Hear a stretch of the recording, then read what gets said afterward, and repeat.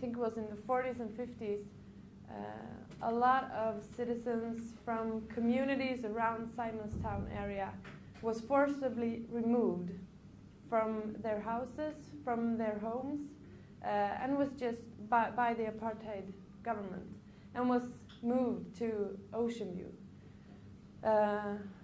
When they came there, there was like 6 houses in total. So the rest was just, there was nothing there for them. So they had to build their own society from nothing. And today it's a community with 46,000 people. They have 2 primary schools and 1 secondary school.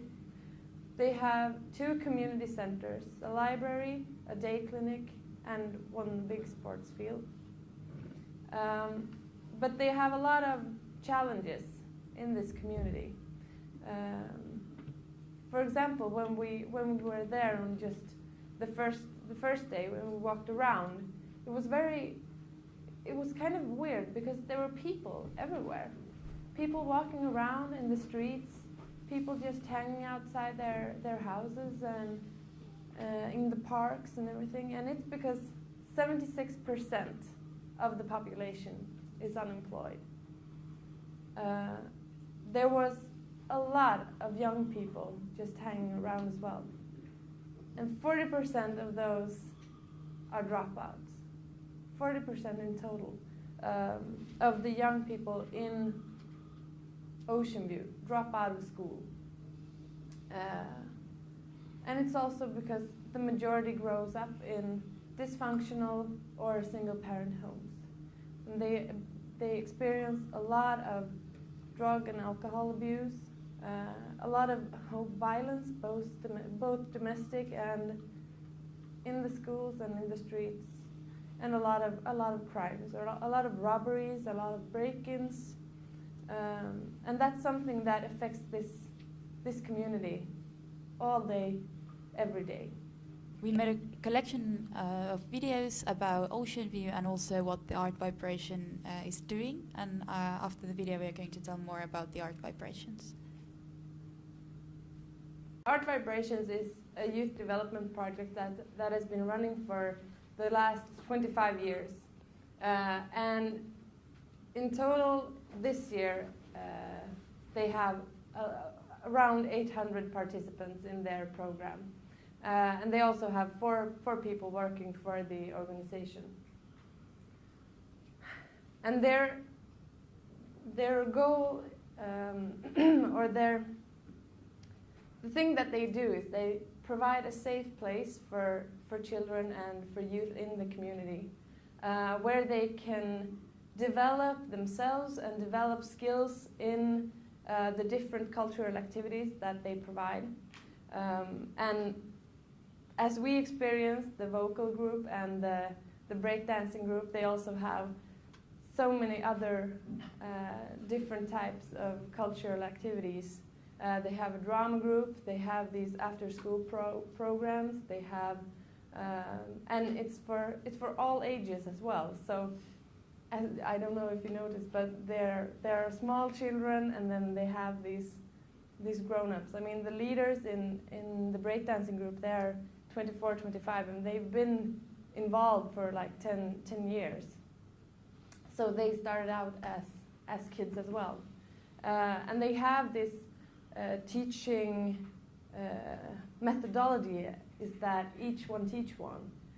So they all want everybody to participate, but also to lead their own group. So and it's very interesting because the organization that I come from, we talk a lot about children's rights and the Convention for Children's Rights. And I think that this is something that they are working with, but they might not be aware of it. Because this is also a very democratic and a democratic way of working.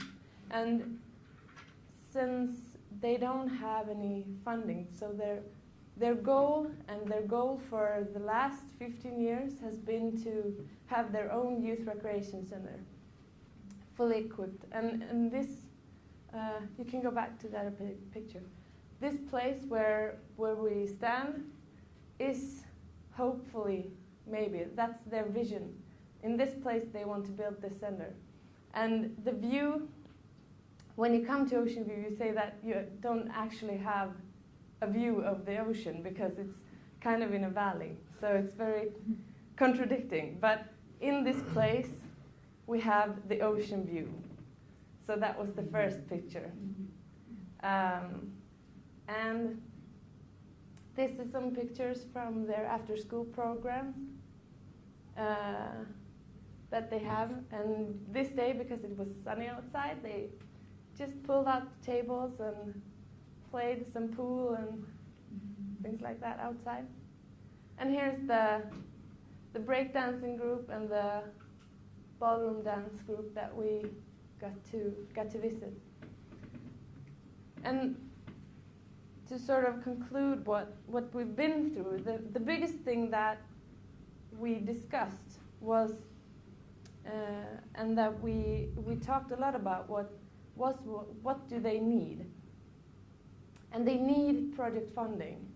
And I think that their vision of their own youth recreation center is it's a great vision, but for us who come from Sweden, I mean, the buildings are there in Ocean View. They have 2 community halls. So it's actually more about how to use money in a way so that you can have a sustainable and high quality program instead.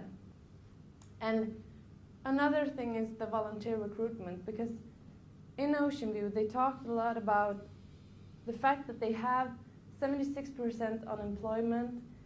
A lot of young people just walk around, they don't do anything. And that also creates a mentality that to do something you're supposed to get something back. So instead of a lot of young people not having anything to do and to volunteer in this type of youth work instead, the young people don't want to volunteer because it's like, what's in it for me?